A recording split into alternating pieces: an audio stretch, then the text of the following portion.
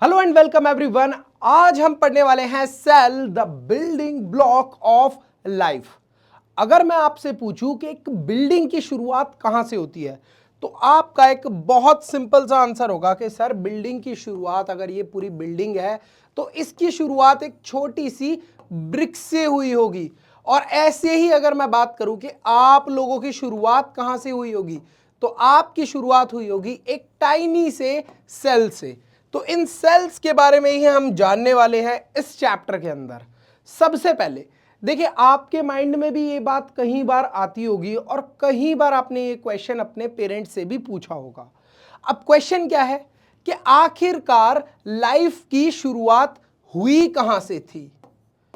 देखिए, लाइफ की शुरुआत ऐसा रिसर्च हुई है तो रिसर्च से पता चला है कि जो लाइफ की शुरुआत है यानी कि लिविंग ऑर्गेनिजम्स की शुरुआत है वो शुरू हुई है वाटर से। लाइफ ओरिजिनेट हुई है वाटर से, और कहीं ओशन वगैरह वाले वाटर में नहीं, जो छोटे छोटे टाइनी स्प्रिंग्स होते हैं यानी कि छोटे छोटे, आप समझ लीजिए पूल्स टाइप समझ लीजिए वाटर के, जहां पर टेम्परेचर काफी गर्म रहता है, वहीं से लाइफ की शुरुआत हुई है। देखिए, ऐसे ही हमें टाइनी स्प्रिंग्स पुंगा वैली जो है लद्दाख के अंदर, वहां पर देखने को मिलते हैं। यहां ये जो टाइनी स्प्रिंग्स है इनकी कंडीशन कैसी है, लगभग जैसी कंडीशन अर्थ की 3.5 बिलियन ईयर्स अगो थी। तो हम इजीली यहां से समझ सकते हैं, क्या चीज समझ सकते हैं कि लाइफ की शुरुआत कैसी हुई होगी।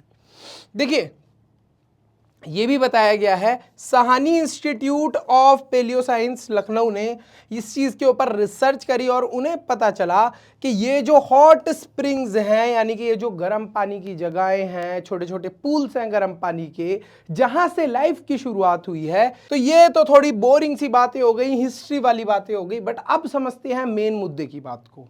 देखिए, अब हमें एक चीज क्लियर हो गई है कि सेल से ही सारे ऑर्गेनिजम्स बने हैं। शुरुआत ही हमारी सेल्स से हुई है। सेल्स भी दो टाइप के होते हैं। एक तो होते हैं यूनिसेल्यूलर वाले ऑर्गेनिज्म, जिनके पास सिर्फ एक ही सेल होगा। यूनि का मतलब होता है वन, और सेल्यूलर तो आप समझते ही हैं सेल, जिनके पास सिर्फ क्या होगा, एक ही सेल होगा। वो हो गए हमारे यूनिसेल्यूलर ऑर्गेनिज्म। आई होप ये चीज अच्छे से आपको क्लियर होगी।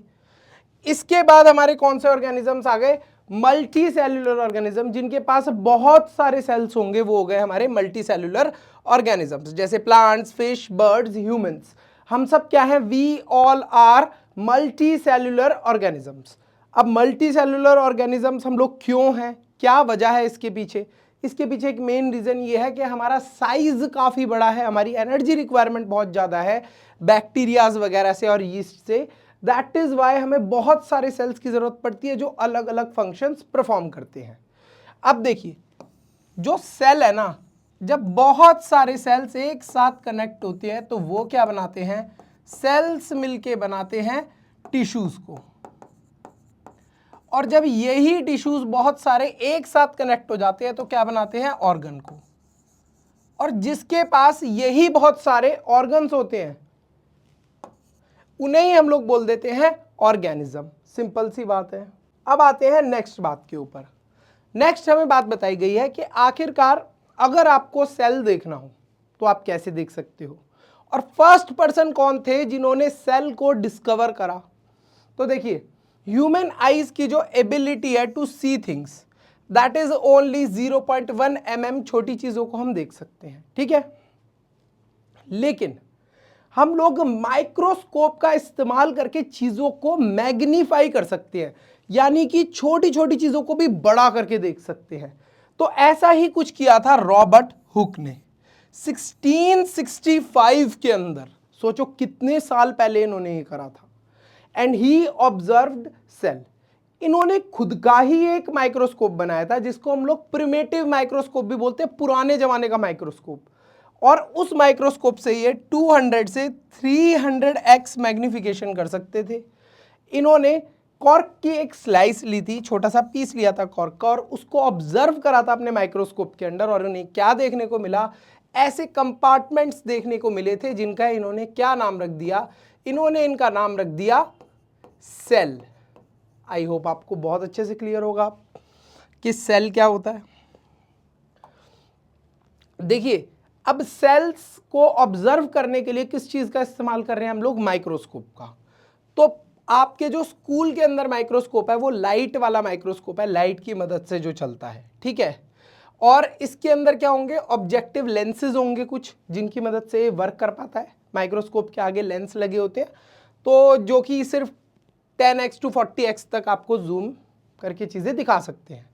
मैग्निफिकेशन का फॉर्मूला क्या है, magnifying power of eyepiece into में magnifying power of objective lens. अब इस टाइप के क्वेश्चन अभी आपके नहीं आने वाले, तो कोई चिंता लेने की जरूरत नहीं है, बस बताया हुआ है कि चीजें मैग्नीफाई होकर आपको कैसे दिखती हैं, क्या उसका फॉर्मूला है। अब देखिए ये तो हो गए हमारे जो स्कूल वाले माइक्रोस्कोप हो गए नॉर्मल, लेकिन अगर आप थोड़ी महंगी महंगी बातचीत मतलब कि आप थोड़े एक्सपेंसिव हाई क्वालिटी वाले माइक्रोस्कोप पे जाएंगे, तो हाई रेजोल्यूशन और हाई क्वालिटी वाले जो माइक्रोस्कोप्स हैं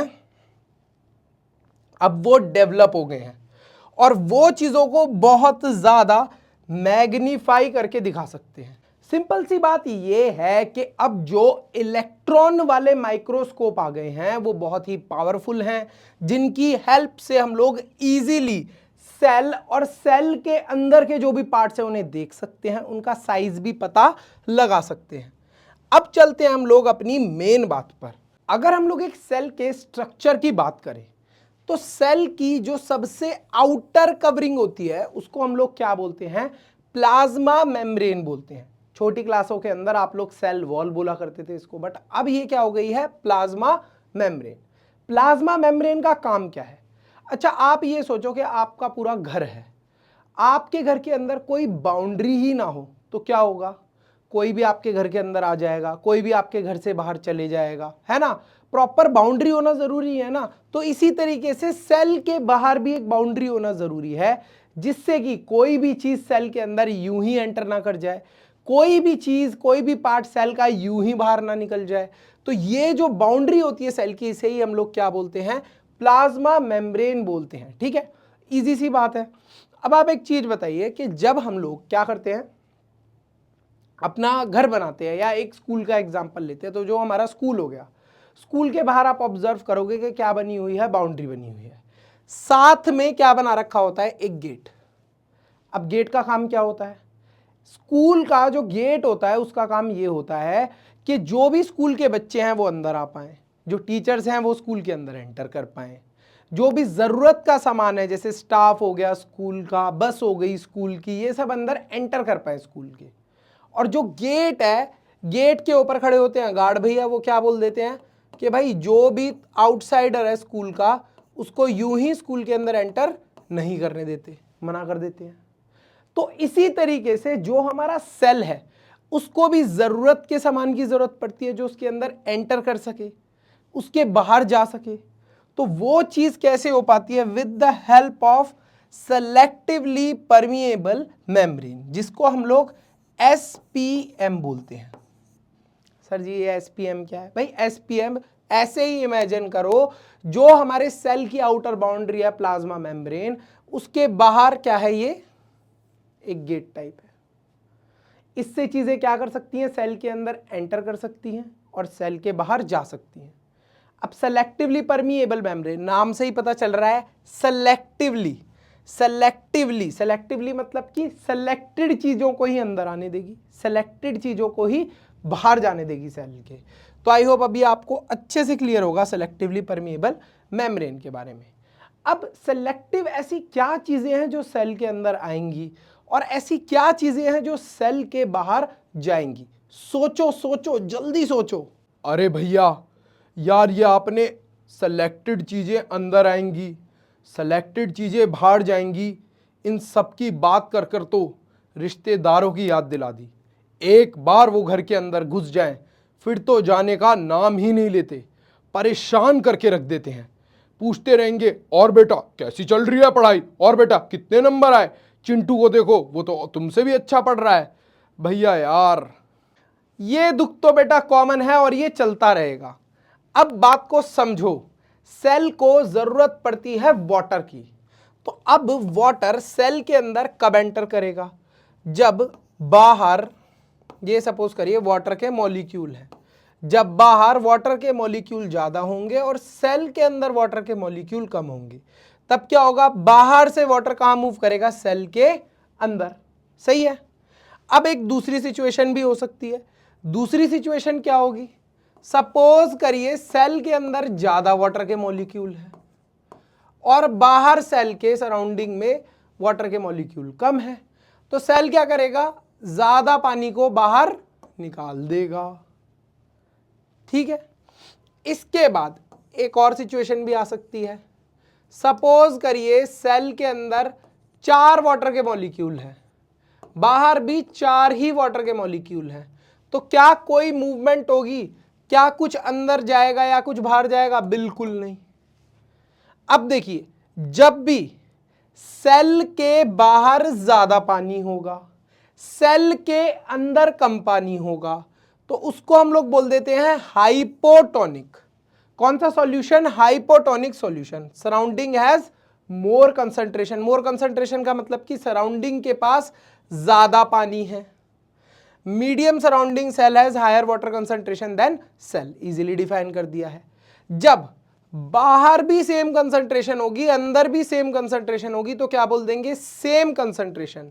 medium has exactly same water concentration as the cell. Cell के अंदर भी उतनी कंसंट्रेशन है और बाहर भी उतनी ही कंसंट्रेशन है।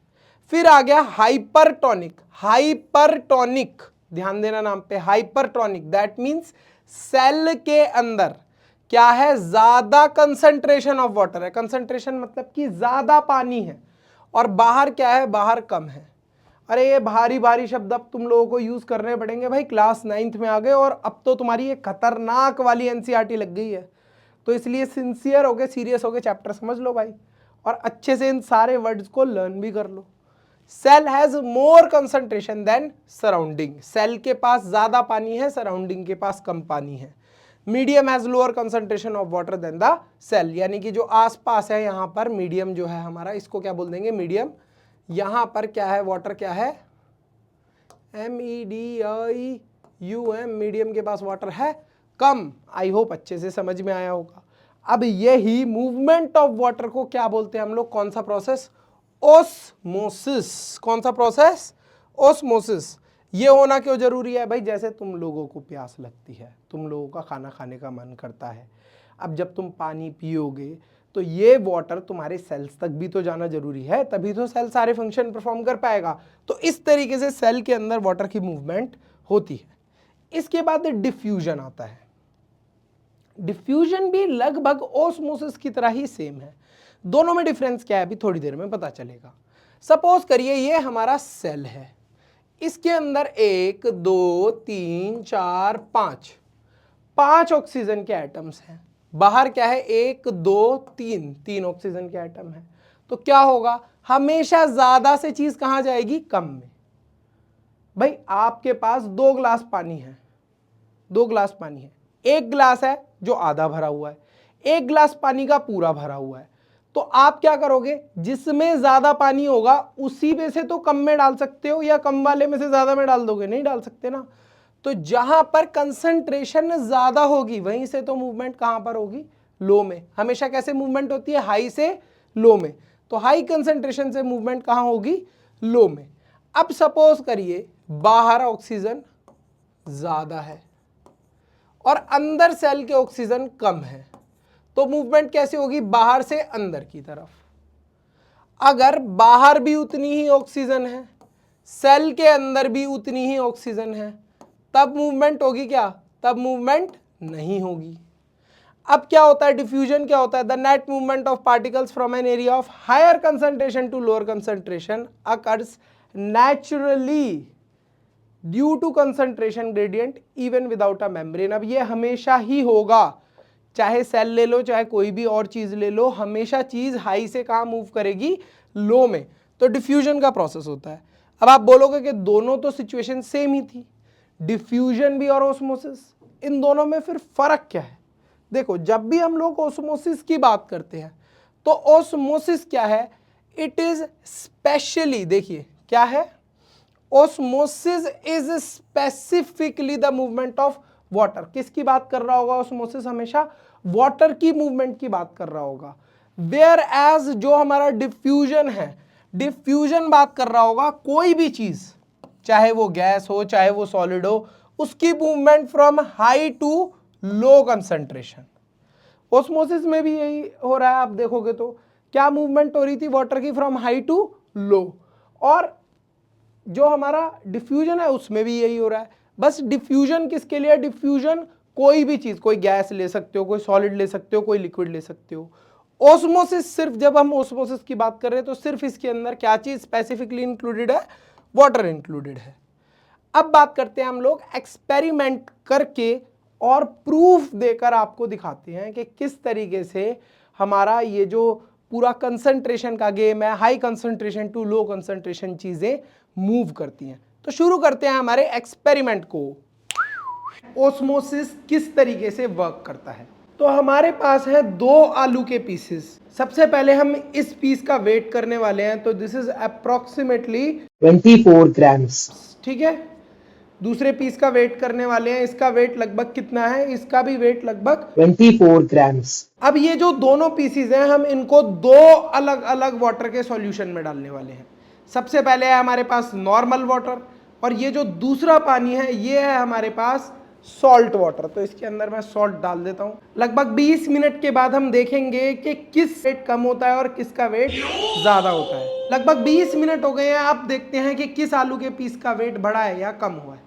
तो यहां पर फटाफट से इसको देखते हैं, तो इसका वेट कितना हो गया है? 23 ग्राम्स हो गया है। अब दूसरे वाले पीस का फटाफट से वेट चेक करते हैं, जो कि नॉर्मल वाटर के अंदर डिप था, तो इसका वेट हो गया है लगभग 25 ग्राम्स। अब ऐसा क्यों हुआ समझते हैं। देखो, जब हमने पानी के अंदर नमक मिलाया हुआ है तो यहां पर पानी की कंसंट्रेशन बाहर कम है, और जो पोटैटो के अंदर वाटर है उसकी कंसंट्रेशन क्या है? ज्यादा है। दैट इज वाई मूवमेंट कैसे हो रही है? From high concentration to low concentration. यही होता है ऑस्मोसिस में। और जो नॉर्मल वाला वाटर था जिसमें हमने कुछ भी नहीं मिलाया, वहां बाहर पानी की कंसंट्रेशन ज्यादा है, पोटैटो के अंदर कम है, तो मूवमेंट कैसे होगी? हाई कंसंट्रेशन से लो कंसंट्रेशन में। तो इस वजह से जो हमारे आलू के पीसेस थे उनका वेट कम और ज्यादा हुआ। देखो, ये जो ओस्मोसिस का प्रोसेस है, इसी प्रोसेस की वजह से जितने भी प्लांट्स हैं उनके अंदर वाटर की मूवमेंट होती है।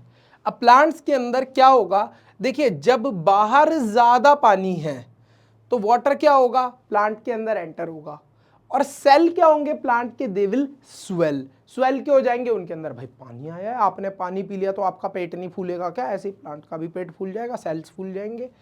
आइसोटोनिक क्या होगा? सपोज करिए बाहर भी प्लांट्स के उतना ही पानी है जितना कि प्लांट्स के अंदर है, तो वाटर की मूवमेंट नहीं होगी। हाइपरटोनिक, बाहर क्या है? कम पानी है, ठीक है, और प्लांट के अंदर ज्यादा पानी है। What will happen? Water will move outside from the plant. तो इसी वजह से आपने देखा होगा गर्मियों के दौरान जो प्लांट्स हैं वो सूखने लगते हैं, पेड़ पौधे सूख जाते हैं। क्यों सूख जाते हैं? सराउंडिंग में वाटर कम होता है और उनके अंदर ज्यादा वाटर होता है। तो कैसे मूवमेंट होगी? हाइपरटोनिक वाली मूवमेंट होगी, from inside the cell to outside. Plants के जो सेल है उनके अंदर से कहां मूवमेंट होगी? Outside to the environment. The cell interior. अगर हम सेल की बात करें, किसी भी ऑर्गेनिज्म के सेल की, तो उसके अंदर कुछ 3 चीजें हैं जो कॉमन देखने को मिलेंगी। ये सबसे पहली जो आउटर कवरिंग है, this is known as plasma membrane, जो आपको देखने को मिलेगी। उसके बाद पूरे सेल के अंदर कुछ जेली लाइक सब्सटेंस फिल हो रखा होगा, जिसको हम लोग क्या बोलते हैं? We call it cytoplasm. क्या बोल देते हैं हम इसको? साइटोप्लाज्म। अब इसके बाद सेल की एक सबसे इंपॉर्टेंट चीज आती है। सबसे इंपॉर्टेंट चीज है वो क्या है? सेल का न्यूक्लियस। देखिए, न्यूक्लियस किसी भी सेल के सबसे इंपॉर्टेंट थिंग है। कैसे इंपॉर्टेंट थिंग है? न्यूक्लियस का काम क्या है? न्यूक्लियस का काम है सोचना, डिसीजन लेना कि सेल कैसे वर्क करेगा, सेल के अंदर क्या चीज़ें आनी चाहिए, सेल के अंदर क्या चीज़ें नहीं आनी चाहिए, सेल को किस तरीके से वर्क करना है। यहां तक कि न्यूक्लियस ये भी डिसाइड करता है कि सेल की लाइफ कब तक है, सेल को जिंदा कब तक रहना है। तो आप समझ सकते हो कि न्यूक्लियस कितना इंपॉर्टेंट है। ये 3 चीजें आपको सेल के अंदर जरूर देखने को मिलेंगी। इसके अलावा भी और भी पार्ट होते हैं जिनको हम लोग क्या बोलते हैं, सेल ऑर्गेनल्स। इनका काम क्या होता है, ये सारे पार्ट्स कहाँ प्रेजेंट रहते हैं, साइटोप्लाज्म के अंदर, इस जेली लाइक सब्सटेंस के अंदर प्रेजेंट रहते हैं। इनका काम क्या होता है, इनका काम अलग अलग होता है। जैसे आपके घर के अंदर सबका काम अलग अलग है। आपका काम क्या है, मम्मी पापा से डांट खाना। मम्मी का काम क्या है, मम्मी क्या करती हैं, मम्मी आपको मारने का काम करती हैं, पापा आपको मारने का काम। अरे यार सॉरी यार, इतना सच नहीं बोलना था। पिटते रहते हो यार तुम तो, तुम्हारा काम पिटना ही रह गया है क्या, पिटना और पढ़ना। पीपी वेरी कॉमन थिंग, पढ़ो और पिटो, वाओ। चलो भाई ये छोड़ते हैं। बट आपने देखा होगा जैसे मम्मी है हमारी ज़्यादातर खाना बना लेती हैं, अच्छा ठीक है। पापा क्या करते हैं भाई, बाहर जॉब पे चले जाते हैं। अब प्लीज़ ये मत बोलना कि सर आप तो डिफरेंशिएशन कर रहे हो, भाई पापा भी खाना बना सकते हैं। तो सपोज करो आपके पापा खाना बनाने का काम कर रहे हैं, मम्मी बाहर जॉब पे जा रही है, आप क्या कर रहे हो, आप पढ़ भी रहे हो और पिट भी रहे हो, ठीक है। तो ये सबके क्या हो गए, अलग अलग काम हो गए घर के अंदर फिक्स। ऐसे ही जो हमारा सेल है, इसके जो ऑर्गेनल्स हैं, इनके सबके अलग अलग काम होते हैं, ठीक है। देखिए cell inclusion, non living material stored in the cytoplasm such as starch in plant cells और क्रिस्टल्स ऑफ कैल्शियम ऑक्सलेट और सिलिका। देखिए सेल के अंदर जरूरी नहीं है कि सारी ही चीजें लिविंग को, कुछ नॉन लिविंग थिंग्स भी स्टोर होती है। जैसे प्लांट्स के अंदर क्या दिखाया हुआ है कि साइटोप्लाज्म के अंदर जो प्लांट सेल्स के होते हैं क्या स्टोर्ड रहता है, स्टार्च स्टोर्ड रहता है और सिलिका स्टोर्ड रहता है। आगे चलते हैं, आगे हमें देखने को मिल रहा है क्या चीज, प्रोकैरियोटिक और यूकैरियोटिक। सेल्स भी हमारे 2 टाइप के होते हैं। यूनी और मल्टी सेलुलर के बारे में तो अभी हमने पढ़ा ही था, लेकिन इसके अलावा भी सेल्स के टाइप होते हैं। 2 आर प्रोकैरियोट एंड यूकैरियोट। फर्क क्या है दोनों में,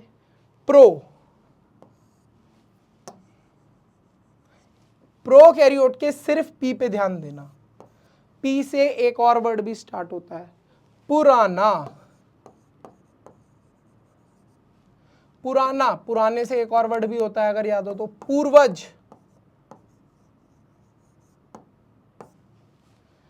तो ये जो प्रोकैरियोटिक सेल्स हैं ये पुराने हैं, पूर्वज टाइप के सेल है, ठीक है।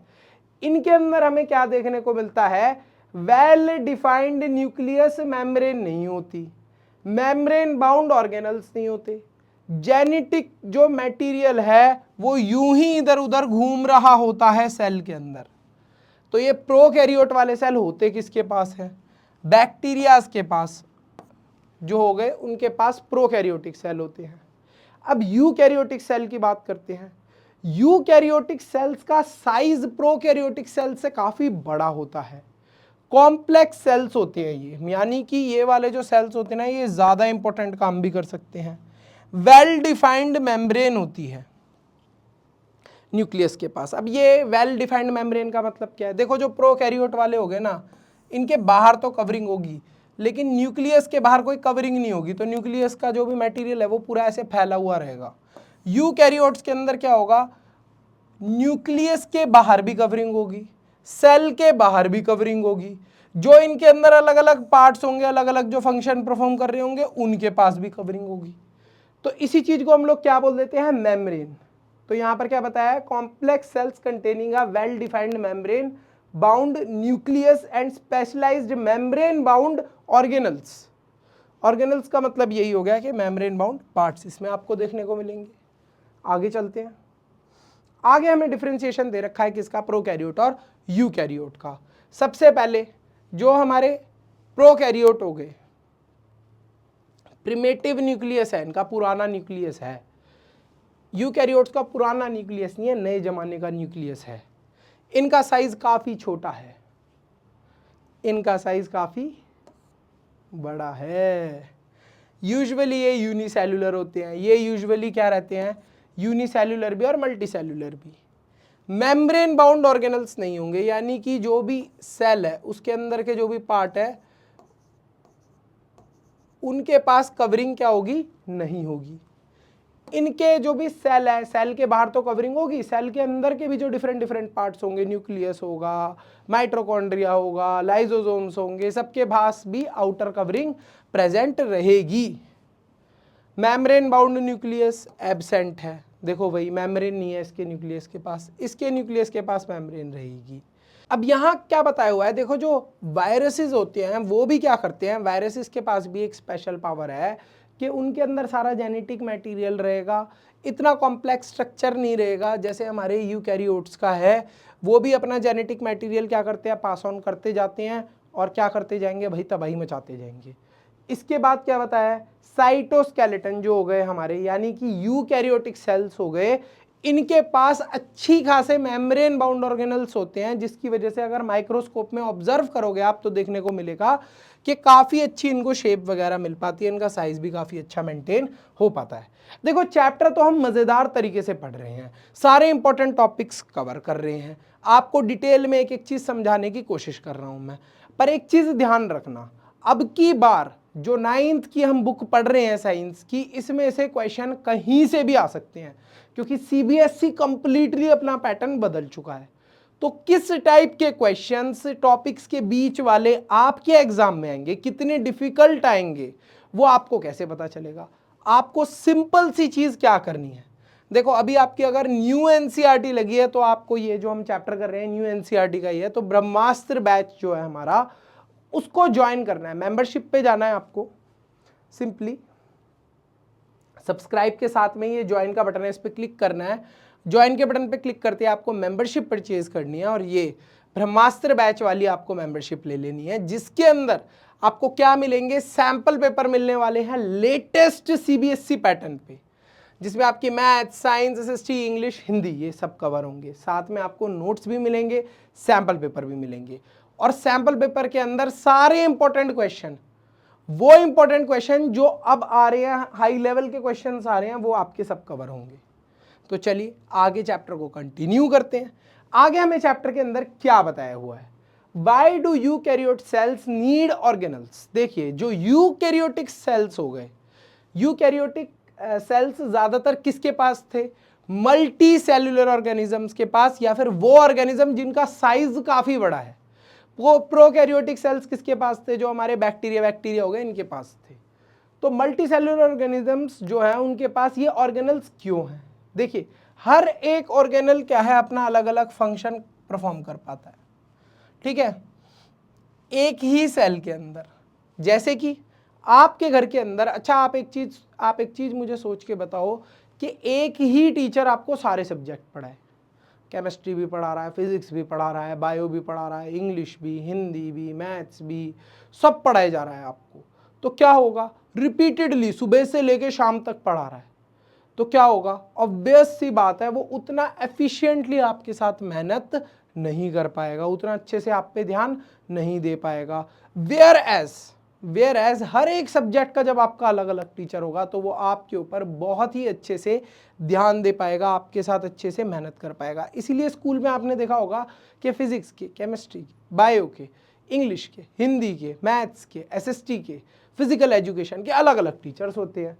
तो यही हमारे यूकैरियोटिक सेल्स के अंदर होता है, अलग अलग ऑर्गेनल्स होते हैं जो अलग अलग काम करते हैं। जैसे कुछ का काम हो गया चीजें बिल्ड करना, कुछ का काम हो गया एनर्जी जनरेट करना, कुछ का काम क्या हो गया, साफ सफाई करना, सेल के अंदर रिमूव करना वेस्ट मटेरियल को। अब क्या ऑर्गेनल क्या फंक्शन परफॉर्म करता है, कौन कौन से ऑर्गेनल्स का क्या काम होता है, समझ। न्यूक्लियस का काम क्या होता है, न्यूक्लियस पूरे सेल को कंट्रोल करता है, किस तरीके से सेल को फंक्शन करना है, क्या चीजें सेल के अंदर आनी चाहिए, और कितने समय तक एक सेल को जिंदा रहना है, ये सारी चीज न्यूक्लियस डिसाइड करता है। It is a double layer nuclear membrane, it also has a double layered nuclear membrane. इसका मतलब क्या है, देखिए अगर आप न्यूक्लियस की तरफ ध्यान देंगे तो इसके बाहर भी क्या प्रेजेंट रहेगी, एक मेम्ब्रेन की लेयर प्रेजेंट रहेगी, ये बाहर ये बाउंड्री टाइप प्रेजेंट रहेगी, ठीक है। अब ये जो मेम्ब्रेन है इसके अंदर छोटे छोटे पोर्स होते हैं, छेद होते हैं, जिससे क्या हो पाए, न्यूक्लियस के अंदर से बाहर मटेरियल जा पाए और न्यूक्लियस के अंदर जरूरत का मटेरियल भी आ सके। साथ में हमें न्यूक्लियोलस देखने को मिलता है, ठीक है। A dense round body where ribosomal sub units are synthesised. अभी हमें समझ में आएगा कि राइबोसोम्स क्या हैं, बट यहाँ पर न्यूक्लियस के साथ ही हमें क्या देखने को मिलता है, न्यूक्लियोलस। अब न्यूक्लियस के अंदर एक बहुत ही इंपॉर्टेंट चीज होती है। देखिए, आपकी शक्ल आपके मम्मी से, आपके पापा से मिलती है या नहीं मिलती? नहीं मिलती। पड़ोसी अंकल से मिलती है, गड़बड़ है दया, कुछ तो गड़बड़ है। नहीं, आपकी शक्ल अपने मम्मी या अपने पापा से मिलती होगी। अगेन नहीं मिल रही तो गड़बड़ है। तो आपकी शक्ल जो अपने मम्मी पापा से मिल रही है, ये किस वजह से मिल रही है? ये मिल रही है because of the genetic material which is present in the nucleus. ये डिसाइड कर रहा है क्या सब? बिल्कुल। देखिए, जो भी हमारा न्यूक्लियस है उसके अंदर होते हैं क्रोमोसोम, क्रोमोसोम के अंदर होता है डीएनए, और ये जो डीएनए है ना, ये डीएनए कंटेन करता है सारा जेनेटिक मटेरियल। जेनेटिक मटेरियल आपको पता है कितना पुराना इसके पास जेनेटिक मटेरियल होगा? आपके दादा, आपके परदादा, उनके भी परदादा कैसे दिखते होंगे, ये सारी इंफॉर्मेशन ये स्टोर करके बैठा है। इतना छोटा सा डीएनए स्टोर करके बैठा है, समझे? तो यहाँ पर यही बात बताई हुई है कि जो हमारा न्यूक्लियस होता है, इसके अंदर होते हैं क्रोमोसोम्स, और क्रोमोसोम्स कंटेन करते हैं डीएनए को, और डीएनए के अंदर सारी जेनेटिक इंफॉर्मेशन होती है। हमारे दादा परदादा कैसे दिखते थे, हमें कैसा दिखना चाहिए, हमें हमारे पेरेंट्स जैसा ही क्यों दिखते हैं हम लोग, हमारी हाइट हमारे पेरेंट्स जितनी क्यों होती है, ये सारी चीज़ पहले से ही डिसाइडेड होती है भाई। ये जो हमारा डीएनए है, इसके अंदर सारी इंफॉर्मेशन स्टोर्ड रहती है। बिल्कुल ऐसे ही जैसे हमारे फ़ोन के अंदर जो स्टोरेज होती है, उसके अंदर सारे फोटोज़, सॉन्ग्स, ये सब हम सेव करके रखते हैं इस तरीके से, ठीक है। इसके अलावा हमें क्या बताया हुआ है? इसके अलावा हमें बताया हुआ है राइबोसोम्स के बारे में, विच इज़ अ ऑर्गेनल। अब राइबोसोम को आप देखोगे तो कहाँ प्रेजेंट होता है? यहाँ देखिए, ये हमारा न्यूक्लियस है, इसके बाहर ही जस्ट क्या प्रेजेंट है, हमारे ये येलो कलर के राइबोसोम्स प्रेजेंट है। अब राइबोसोम्स क्या है? Tiny structures floating freely in the cytoplasm और attach to the endoplasmic reticulum. या तो वो ऐसे ही साइटोप्लाज्म के अंदर घूम रहे होंगे, जो हमारा जेली लाइक सब्सटेंस भरा होता है सेल के अंदर, या फिर वो एंडोप्लाज्मिक रेटिकुलम से अटैच्ड होंगे। इनका काम क्या है? सिर्फ एक ही काम है, प्रोटीन को सिंथेसाइज करना, प्रोटीन बनाना। अब प्रोटीन बनाना क्यों जरूरी है? प्रोटीन बनेगा तभी तो सेल के अंदर नई डेवलपमेंट हो पाएगी, नए ऑर्गेनल्स का अच्छे से फंक्शन हो पाएगा, नए सेल्स का फॉर्मेशन हो पाएगा। अब बात करते हैं endoplasmic reticulum. It is the manufacturing factory of a cell. Vast network of membranes होती हैं। देखिए, बहुत सारी ऐसी मेम्ब्रेन्स अटैच्ड रहती हैं, ठीक है, एंडोप्लाज्मिक रेटिकुलम पे। और ये जो एंडोप्लाज्मिक रेटिकुलम पे बहुत सारी मेम्ब्रेन्स है, ये है हमारा येलो कलर का एंडोप्लाज्मिक रेटिकुलम। ये मेम्ब्रेन है, ये जो छोटी छोटी बॉल जैसी दिख रही है, राइबोसोम्स थे। तो ये जो बहुत सारी ऐसी मेम्ब्रेन्स हैं, ये क्या करती है? This synthesise and transport protein, fats and certain hormones. Hormones बनाती हैं, और क्या कर रही होती हैं? प्रोटीन्स बना रही होती है, लिपिड्स यानी कि फैट्स बना रही होती है। दो टाइप के हमारे एंडोप्लाज्मिक रेटिकुलम होते हैं, एक होता है आरईआर और एक होता है एसईआर। आरईआर का मतलब हो गया रफ एंडोप्लाज्मिक रेटिकुलम। अब ये रफ क्यों दिखता है? बिकॉज इसके सरफेस के ऊपर क्या अटैच रहते हैं? राइबोसोम्स अटैच रहते हैं, और ये प्रोटीन सिंथेसाइज करता है और सिक्रीट करता है, यानी कि प्रोटीन बनाता है और रिलीज कर देता है फिर उस प्रोटीन को बनाने के बाद। स्मूथ एंडोप्लाज्मिक रेटिकुलम स्मूथ क्यों दिखता है? बिकॉज इसके सरफेस के ऊपर ये राइबोसोम्स प्रेजेंट नहीं होते। ये देखो, ये राइबोसोम नहीं होंगे स्मूथ एंडोप्लाज्मिक रेटिकुलम के सरफेस पे, इसी वजह से ये स्मूथ दिखता है। ये क्या करता है? ये सिंथेसाइज करता है और स्टोर करता है फैट्स को और हार्मोन्स को। यानी कि क्या करेगा? हार्मोन्स बनाएगा, फैट्स को बनाएगा, और फिर उनको बढ़िया से स्टोर कर लेगा, और आगे ट्रांसपोर्ट भी करने का काम कौन करेगा? अभी हमें पता चलेगा। अब आते हैं हमारे Golgi apparatus, the packing and shipping centre. एक सेल के अंदर सारा सामान एक जगह से दूसरी जगह पहुंचाने का काम कौन करेगा? गोल्जी बॉडीज या फिर गोल्जी एपरेटस। ये देखिए, ये रही हमारी गोल्जी बॉडी। ये क्या करेगा, सारे सामान को इधर से उधर ट्रांसपोर्ट करेगा, just like post office. Post office के अंदर क्या होता है, बहुत सारी जगह से चिट्ठियां आती हैं और वो चिट्ठियों को सॉर्ट आउट करके अलग अलग जगह जहां जहां जिस जिस एरिया में उन्हें चिट्ठियां पहुंचानी होती है, लेटर्स पहुंचाने होते हैं, वो उस जगह उन लेटर्स को पहुंचा देते हैं। इसके बाद क्या आया हमारा, लाइजोसोम्स। लाइजोसोम्स का काम क्या है, लाइजोसोम्स का काम है भाई, ये कंटेन करते हैं डाइजेस्टिव एंजाइम्स को। इनका काम बहुत ही सिंपल है, जो भी सेल के अंदर वेस्ट मटेरियल है, बाहर से आया हुआ कोई भी फालतू का सामान है, या कोई ऐसा ऑर्गेनल है, सेल का कोई ऐसा पार्ट है जो अच्छे से वर्क नहीं कर रहा, क्या करते हैं ये, सीधे के सीधे उसको खा जाते हैं, डाइजेस्ट कर लेते हैं, मैटर खत्म। और अगर कभी सेल भी अच्छे से फंक्शन नहीं कर रहा तो ये क्या करते हैं, ये सेल को भी खा जाते हैं। इसी वजह से इनको एक प्यारा नाम और दिया जाता है, सुसाइडल बैग्स, यानी कि सेल को भी ये खा जाते हैं। तो इसी तरीके से आप समझ सकते हो, these are suicidal bags, game over कर देते हैं सेल का भी। आगे चलते हैं, next comes mitochondria. Mitochondria is the power house of the cell, बहुत बार ये पढ़ा होगा छोटी क्लासेस में भी। तो माइटोकॉन्ड्रिया क्या करता है, अगेन एनर्जी जनरेट करता है, the site of cellular respiration, और एनर्जी जनरेट करता है। मेन तो माइटोकॉन्ड्रिया का काम यही है। साथ में माइटोकॉन्ड्रिया के पास खुद का कुछ डीएनए मटेरियल भी होता है। तो माइटोकॉन्ड्रिया के पास ये एक स्पेशल पावर होती है। अब माइटोकॉन्ड्रिया तो प्रेजेंट था किसके अंदर, ह्यूमंस के अंदर, प्लांट्स में। प्लांट्स के अंदर हमें देखने को मिलते हैं प्लास्टिड्स भी प्रेजेंट रहते हैं। ये भी क्या करते हैं, एनर्जी जनरेट करवाने का काम करते हैं। सर एनर्जी जनरेट कैसे होती है प्लांट्स के अंदर, अगर आपको ध्यान हो तो प्लांट्स कौन सा प्रोसेस करते हैं, फोटोसिंथेसिस। फोटोसिंथेसिस के अंदर वो क्या कर रहे हैं, वो एक रिएक्शन कर रहे हैं। रिएक्शन किसकी प्रेजेंस में कर रहे हैं, water, carbon dioxide, sunlight and chlorophyll, ठीक है। और वो क्या बना रहे हैं फोटोसिंथेसिस के प्रोसेस से, फूड। फूड के अंदर क्या है, एनर्जी है। तो ये एनर्जी बनाने का काम प्लास्टिड्स करते हैं। ये प्लास्टिड्स के अंदर ही क्या क्या प्रेजेंट होते हैं,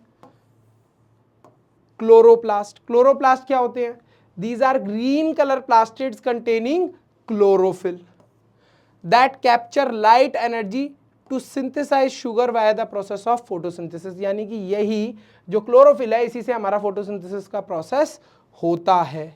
इसके बाद क्या आ गए, क्रोमोप्लास्ट। क्रोमोप्लास्ट क्या होता है, these are coloured plastid, yellow, orange, red, इस कलर के प्लास्टिड्स होते हैं। इन्हीं की वजह से जो हमारे प्लांट्स हैं इनको कलरफुल, आपने देखा होगा कि अलग अलग कलर्स के प्लांट्स होंगे, फ्लावर्स होंगे, उनके बहुत ही प्यारे प्यारे ब्राइट कलर्स होंगे, वो इन्हीं की वजह से होते हैं, क्रोमोप्लास्ट की वजह से। फिर आते हैं leucoplast, these are colourless plastid, और इनका काम क्या होता है, स्टोरिंग फूड मटेरियल, इसके अलावा ज़्यादा काम ये नहीं करते। अब अगेन माइटोकॉन्ड्रिया और जो हमारे प्लास्टिड्स है, इनके पास ये स्पेशल पावर है कि डीएनए और राइबोसोम इनके पास खुद का होता है। तो ये खुद से ही कुछ कुछ प्रोटीन्स भी बना लेते हैं। अगेन जो हमारी नई वाली बुक है, इसमें टॉपिक्स बहुत डिटेल में दिए हैं, बहुत डिफिकल्ट लेवल के हैं, क्वेश्चंस बड़े ही लिमिटेड हैं। तो ऐसे डिटेल्ड क्वेश्चंस बहुत सारे, केस स्टडी टाइप वाले क्वेश्चंस जो आप प्रैक्टिस कर पाओ, वो आपको हमारे सैम्पल पेपर्स के अंदर मिल जाएंगे सारे सब्जेक्ट के लिए। तो आप एक्सेस कर सकते हो सैम्पल पेपर परचेज करके। अगर कोई कभी आपसे ये पूछ ले कि आखिरकार जो हमारे प्लांट्स के सेल्स होते हैं और जो एनिमल्स के सेल्स होते हैं, इनमें क्या डिफरेंस है, देखो प्लांट्स के पास एक तो वैक्यूल हो गया, प्लास्टिड हो गया, इसके अलावा एक और चीज़ होती है जिसके बारे में अभी मैं आपको बताऊंगा। सबसे पहले ये वैक्यूल क्या होते हैं, सपोज करिए ये प्लांट का पूरा सेल्स है, इसके अंदर ये क्या हो गया हमारा माइटोकॉन्ड्रिया एंड अदर जो भी ऑर्गेनल्स है वो प्रेजेंट है। तो प्लांट सेल के अंदर ये वैक्यूल्स भी प्रेजेंट रहेंगे, और ये जो वैक्यूल्स है ना, लगभग एक प्लांट सेल के अंदर कितनी स्पेस ऑक्यूपाई कर लेते हैं, 50 to 90%। और वैक्यूल्स का काम क्या होता है, रिजिडिटी, यानी कि जो प्लांट के सेल है उनको थोड़ी रिजिडिटी यानी कि थोड़ी स्ट्रेंथ, टफ ऐसा बनाने का, ठीक है। अब ऐसा नहीं है कि वैक्यूल सिर्फ प्लांट्स में प्रेजेंट है, एनिमल्स में भी प्रेजेंट रहते हैं, बट उनके अंदर इनका साइज बहुत ही छोटा होता है। और प्लांट्स में इनका साइज आप देख ही सकते हो कि 50 to 90% जो सेल का स्पेस है प्लांट्स के अंदर यही ऑक्यूपाई कर लेते हैं, जो हमारे वैक्यूल्स हो गए। देखो इतना तो हमने पढ़ा था कि जितने भी लिविंग ऑर्गेनिजम्स हैं उनके सेल के बाहर की आउटर कवरिंग को प्लाज्मा मेम्ब्रेन बोला गया था। लेकिन जो प्लांट्स है उनके पास एक और प्रोटेक्टिव लेयर होती है। जरा समझते हैं इसका यूजेज क्या है। सपोज करिए बाहर बहुत तेज आंधी तूफान आ रहा है, आप बाहर खड़े हुए हो, बहुत तेज आंधी तूफान आ रहा है, व्हाट विल यू डू? खड़े रहोगे क्या? नहीं, भाग जाओगे वहां से, भागकर आप अंदर घर में आ जाओगे या कोई ऐसी जगह पे चले जाओगे जहां से आप प्रोटेक्टेड रहो। क्या प्लांट्स ऐसा कर सकते हैं? बहुत तेज आंधी आ रही है, बहुत तेज तूफान आ रहा है, क्या वो भाग सकते हैं? नहीं, वो तो उसी जगह पे खड़े रहेंगे। दैट मीन्स उनके जो सेल्स हैं they are more prone to get damaged, तो उनको एक और प्रोटेक्शन की लेयर की जरूरत है। तो वही जो एक्स्ट्रा प्रोटेक्शन की लेयर है उसको क्या बोला गया है? उसको बोला गया है सेल वॉल। क्या बोला गया है उसको? सेल वॉल बोला गया है। It is the extra protective layer. ये देखो प्लाज्मा मेम्ब्रेन है और प्लांट्स के पास एक और एक्स्ट्रा प्रोटेक्टिव लेयर है जिसको क्या बोल दिया है? सेल वॉल बोल दिया है। तो अगर कोई हमें डिफरेंशिएशन करने को दे किसमें, प्लांट्स और एनिमल सेल में, तो क्या डिफरेंशिएशन होगा? जरा फटाफट से इसे देख लेते हैं। अब आखिरकार अगर हमसे कोई पूछ ले what is the difference between animal and plant cell, तो क्या बताएंगे? बहुत सिंपल है। एनिमल्स के पास जो सेल है उनके अंदर सेल वॉल एब्सेंट है, अभी अभी मैंने पढ़ाया था आपको। और प्लांट्स के अंदर सेल वॉल क्या रहती है? प्रेजेंट रहती है। एनिमल्स के पास प्लास्टिड्स एब्सेंट हैं। देखो फोटोसिंथेसिस का प्रोसेस थोड़ा ना हम कर सकते हैं, तो हमारे पास प्लास्टिड्स ही नहीं है। लेकिन प्लांट्स के पास प्लास्टिड्स प्रेजेंट है। एनिमल्स के पास सेंट्रियोल्स क्या हैं? Those are present, whereas plants के पास सेंट्रियोल्स आर एब्सेंट। एनिमल्स के पास वैक्यूल्स क्या है? Absent. This is completely inaccurate. हम एब्सेंट नहीं बोलेंगे, हम ये बोलेंगे they are present but in a very smaller quantity, whereas plants के पास वैक्यूल्स प्रेजेंट है और उनका साइज भी क्या है? It is very large. क्या आपको पता है अगर आप लिविंग थिंग हो तो जिंदगी भर आपको ग्रोथ शो करनी पड़ेगी? अब आप बोलोगे कि भैया हमारे मम्मी पापा दादा दादी ये तो ग्रो नहीं हो रहे, इनकी तो हाइट वहीं की वहीं है। जरूरी नहीं है कि हमारी हाइट ही ग्रो हो। कभी कभी क्या होता है, जैसे हमारे हेयर्स की ग्रोथ हो गई, नेल्स की ग्रोथ हो गई, ये भी किस में कंसीडर करी जाती है? ग्रोथ में। तो ये वाला जो प्रोसेस होता है ग्रोथ वाला, ये किस वजह से हो पाता है ये हम जानेंगे। साथ ही साथ हील भी कर पाती है हमारी स्किन। हील कैसे कर पाती है? सपोज करिए आपको चोट लग गई, तो आप कुछ समय बाद नोटिस करोगे कि क्या होगी? वो चोट ठीक हो गई। हमारी बॉडी के अंदर खुद ही ये मैकेनिज्म है कि जो भी पुराने सेल्स होते हैं उनको रिप्लेस कर दिया जाता है। Cell divide to replace old cells, damage cells और डेड सेल्स। अब साइज की भी लिमिट है। अब सपोज करिए कोई ऑर्गेनिजम्स है, कोई भी ऑर्गेनिज्म है वो ग्रो हो रहा है, तो ऐसा नहीं है कि उसके सेल का साइज भी बढ़ रहा होगा, नहीं, उसके सेल का साइज वही रहेगा, बस नंबर ऑफ सेल्स इंक्रीज हो जाएंगे। जैसे सपोज करिए आप हो ये छोटे बच्चे, और छोटे थोड़ा यार, अब तो तुम लोग बहुत बड़े हो। सपोज करिए आपके पास 4 सेल हैं, अब आप ग्रो हुए, तो ऐसा थोड़ा ना होगा कि आपके सेल का साइज ही बढ़ जाएगा, इन चारों सेल का साइज ऐसे बड़ा बड़ा हो जाएगा, नहीं, बल्कि ये होगा कि 4 की जगह आपकी बॉडी के अंदर नंबर ऑफ सेल्स इंक्रीज हो जाएंगे, 6 हो जाएंगे। तो इस तरीके से जो सेल्स है कभी भी उनका साइज नहीं बढ़ता, इंस्टेड उनका नंबर ग्रो हो जाता है, नंबर ऑफ सेल्स इंक्रीज हो जाते हैं। इसके बाद क्या पता है, लैब के अंदर बहुत सारे मेथड्स है, जैसे कि एक अनियन रूट का मेथड होता है जिससे स्टडी करा जाता है कैसे टिश्यूज ग्रोथ होती है, कैसे सेल्स की ग्रोथ होती है, उसके बारे में। अब समझते हैं कि आखिरकार सेल डिवाइड कैसे होते हैं, नए सेल्स फॉर्म कैसे होते हैं। तो देखिए, जब भी नए सेल्स बनते हैं, एक नए ऑर्गेनिज्म जब भी फॉर्म होता है, आपका भाई बहन कोई भी फॉर्म होगा, तो वो उसको फॉर्म करने वाली कौन है? फीमेल्स। फीमेल क्या होती हैं? डॉटर। तो डॉटर सेल से फॉर्मेशन होगा, प्री एग्जिस्टिंग सेल होगा, पहले से ही एक सेल होगा जिसको हम बोलेंगे पेरेंट सेल, उसी से नए सेल बनेंगे। अब ये नए सेल बनना जरूरी क्यों है? जिससे कि रिपेयर हो पाए, रिप्रोडक्शन हो पाए, ग्रोथ हो पाए। अब दो टाइप का सेल्स का डिवीजन होता है, मतलब कि दो तरीके हैं जिससे नए सेल्स फॉर्म होते हैं, एक तो माइटोसिस और दूसरा कौन सा है, मियोसिस। दोनों ही प्रोसेस को हम समझने वाले हैं। पहले बात करते हैं माइटोसिस की। अब माइटोसिस में क्या होगा, एक हमारा क्या होगा, पेरेंट सेल। पेरेंट सेल क्या होगा, डिवाइड होगा और उससे फॉर्म होंगे दो डॉटर सेल। डॉटर सेल, सही है। अब होगा क्या इस डिवीजन के अंदर, पेरेंट के पास 46 क्रोमोसोम है,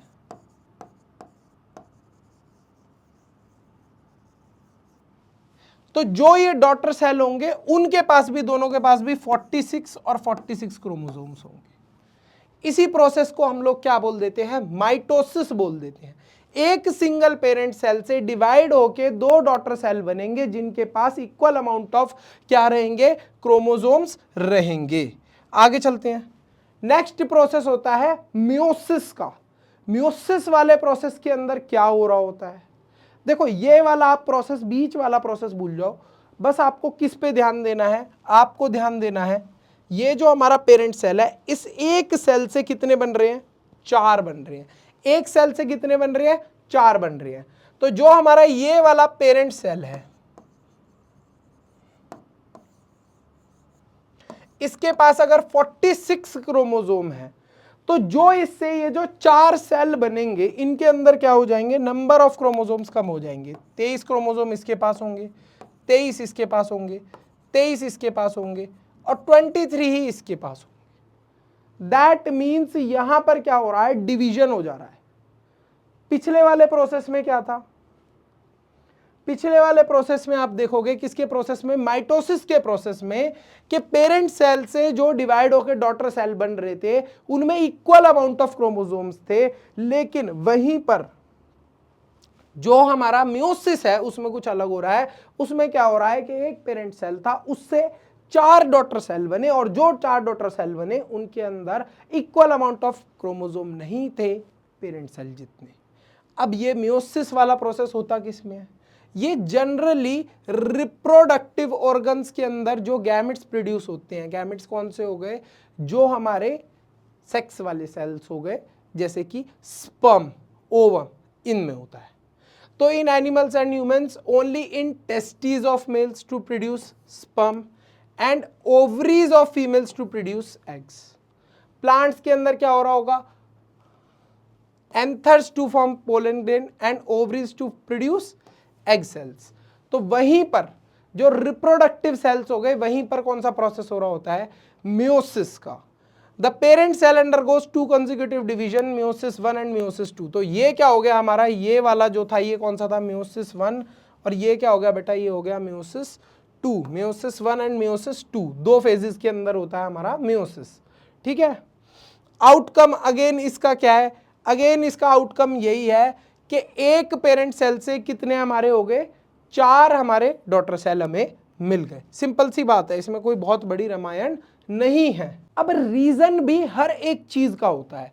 अब मियोसिस के अंदर आपने अभी अभी क्या देखा कि यहां पर 46 क्रोमोसोम्स क्या रह गए थे, 23 रह गए थे। ओनली 23 पेयर ऑफ क्रोमोसोम्स रहे थे। इसका रीजन क्या होता है, आप कभी भी ऑब्जर्व करना कि आप थोड़े बहुत अपने मम्मी या थोड़े बहुत अपने पापा जैसे दिखते होगे, सेम टू सेम उनकी फोटोकॉपी नहीं होगे। तो ये इसी वजह से होता है। देखो मियोसिस वाले प्रोसेस के अंदर क्या हुआ था, 46 से आपको कितने मिले थे, ओनली 23।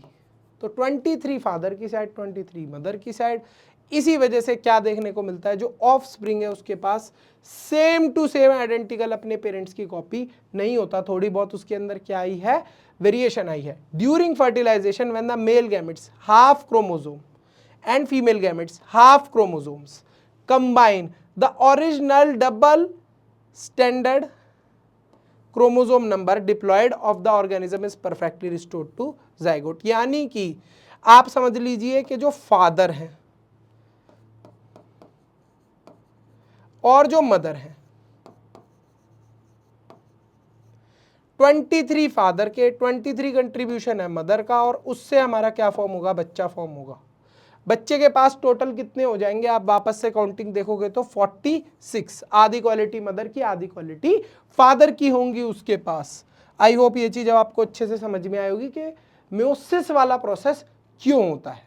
क्या आप लोग जानते हो अब साइंस इतनी एडवांस हो गई है कि सेल्स को क्या कर सकते हैं, लेबोरेटरी के अंदर मल्टीप्लाई कर कर ऑर्गेनिज्म भी क्रिएट किया जा सकता है।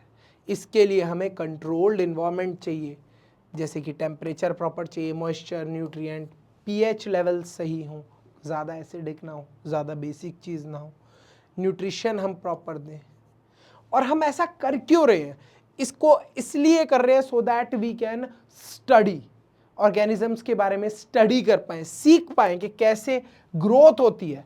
और इसी की हेल्प से हम लोग biochemicals such as vaccines, medicine, इन सबका प्रोडक्शन कर पा रहे हैं, बना पा रहे हैं इन सारी चीज़ों को। तो आपको समझ आया कि अब साइंस कितनी एडवांस हो गई है कि हम सेल्स को लैब के अंदर भी ग्रोथ करवा कर अपने ज़रूरत की चीज़ें उनसे ले पा रहे हैं। रेगुलेशन एंड एरर्स, देखिए जब हम लोग माइटोसिस और मियोसिस की बात करते हैं तो इनको बड़े ही प्रिसाइजली कंट्रोल करना होता है। अगर माइटोसिस के अंदर कोई एरर आ गया तो क्या हो जाता है, ट्यूमर्स का फॉर्मेशन हो जाता है। अब माइटोसिस के अंदर क्या हुआ, माइटोसिस के अंदर अभी हमने देखा था क्या प्रोसेस था कि एक पेरेंट सेल था, उससे 2 डॉटर सेल बने। ट्यूमर यानी कि ट्यूमर को हम लोग एक और नाम से भी जानते हैं, थोड़ा सा अब आपको लगेगा भाई ये तो खतरे वाली बात है, कैंसर। तो ये माइटोसिस वाले प्रोसेस के अंदर जब कुछ मिस्टेक हो जाती है, कोई प्रॉब्लम आ जाती है, एरर हो जाता है, तभी हमें कैंसरस सेल देखने को मिलते हैं या फिर ट्यूमर्स देखने को मिलते हैं। अब होता क्या है, इसमें सेल्स ग्रो होते जाते हैं, मतलब उनको अपनी डेथ का पता ही नहीं चलता, ग्रो ही होते जा रहे हैं। तो क्या हो गया, उसी चीज को हम लोग क्या बोल देते हैं कि जी इसे तो ट्यूमर हो गया। मियोसिस के अंदर कोई एरर हो गया तो क्या होगा, जेनेटिक डिसऑर्डर हो जाएगा। आपने ये बहुत बार सुना होगा कि भाई जब से ये बच्चा पैदा हुआ है, इसको तो ये बचपन से जब से पैदा हुआ है तब से ही ये डिफेक्ट है। तो वो क्या हुआ है, मियोसिस के अंदर कोई ना कोई एरर हुआ है। डेवलपमेंटल इश्यूज हो जाते हैं, अर्ली प्रेगनेंसी लॉस हो जाता है, रिड्यूस्ड फर्टिलिटी हो जाता है। तो ये सब क्या है, these are all the reasons of meiosis. अगर मियोसिस में कोई एरर हुआ तब ये सारी प्रॉब्लम देखने को मिलती हैं। अब बात करते हैं सेल थ्योरी की। शेल्डन, श्वान और रुडोल्फ, इन तीनों ने मिलकर जो एक मेन इंपॉर्टेंट बात हमें बताई थी, क्लासिकल सेल थ्योरी, उसके बारे में बात करते हैं। तो इन्होंने क्या बताया, जितने भी लिविंग ऑर्गेनिजम्स हैं ये एक या एक से ज़्यादा सेल के बने हुए होंगे। सेल्स जो हैं these are the basic unit of structure and functioning in living beings, यानी कि हर एक लिविंग बींग की शुरुआत या फिर कोई भी बेसिक फंक्शन उसकी बॉडी में हो रहा होगा वो सेल्स की वजह से हो रहा होगा। जो सेल्स हैं हमेशा उनकी शुरुआत कहाँ से होगी, एक पुराना कोई सेल होगा, उसी से नए सेल का फॉर्मेशन होगा। तो ये बात ये लोग बताकर चले गए इस दुनिया से। क्यों चले गए पता नहीं बेटा, पर चले गए, तुम्हारी वाट लगा के चले गए। क्या सेल्स ग्रो करते हैं और रिप्रोड्यूस करते हैं हमेशा के लिए, क्या ऐसा पॉसिबल है? नहीं। नॉर्मल सेल्स ग्रो करते हैं और डिवाइड करते हैं एक हाईली रेगुलेटेड मैनर में और अपने टिश्यू की बाउंड्री के अंदर ही रहते हैं। ऐसा नहीं है ग्रो करे जा रहे हैं, जो उनकी ड्यूटीज है वो उसे परफॉर्म करते हैं। और इवेंचुअली नेचुरल प्लान्ड डेथ, यानी कि जो भी सेल आप अपनी बॉडी के अंदर देख रहे हो उनकी कभी ना कभी डेथ हो जाती है when they are no longer required. ठीक है, अब यहां पर क्या बताया हुआ है, सबसे पहले कुछ एनिमल सेल्स होते हैं जहां सेल डिवीजन नेचुरली क्या होता है, रुक जाता है।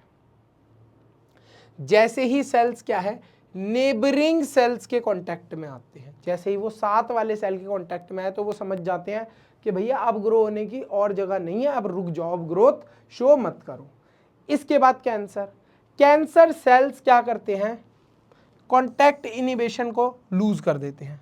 दे डिवाइड अनकंट्रोलेबली, अभी मैंने बताया ना आपको कि डिवाइड होते ही जा रहे हैं। दे फेल टू डाई, मरना ही भूल जाते हैं। कब उन्हें मरना चाहिए, कब उन्हें ग्रो होना चाहिए, वो ये सारी चीज भूल जाते हैं। ग्रो होते रहते हैं, तो उसी चीज को हम लोग क्या बोल देते हैं, ट्यूमर बोल देते हैं। अब जरूरी नहीं है कि हर कैंसर वाला सेल खतरनाक हो, कुछ तो हमारे हार्मलेस होते हैं, कुछ होते हैं इन्वेसिव, खतरनाक होते हैं, गेम ओवर कर देते हैं, जो गेम ओवर। जो हार्मलेस वाले होते हैं उनसे तो कोई दिक्कत ही नहीं है, जो खतरनाक वाले हैं उनसे दिक्कत है। अब कैंसर आपको किस में देखने को नहीं मिलेगा, प्लांट्स के अंदर। प्लांट्स के अंदर क्यों नहीं देखने को मिलेगा, ये देखो, प्लांट्स के पास क्या रहती है, एक और एक्स्ट्रा प्रोटेक्टिव लेयर, जिसको क्या बोलते हैं हम लोग, सेल वॉल।